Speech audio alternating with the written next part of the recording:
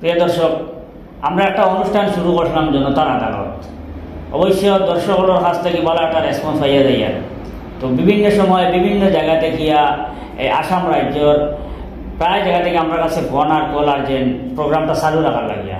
তো বিশেষ করে আমরা প্রোগ্রামটা চালু রাখার খুব চেষ্টা করি। আর আসলে আমরা ইচ্ছা আছে যে প্রথমে যে প্রতিনিধি যারা আছেন বর্তমানে তার আমরা চাইছিলাম কাঠগোলা শহর ওটা নিয়ে একটাবার কমপ্লিট করে দিতাম।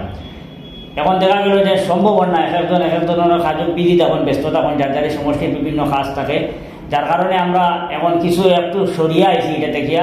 তো প্রাক্তনও আই গেছি, মাঝে মধ্যে একজনের প্রাক্তন লইমু।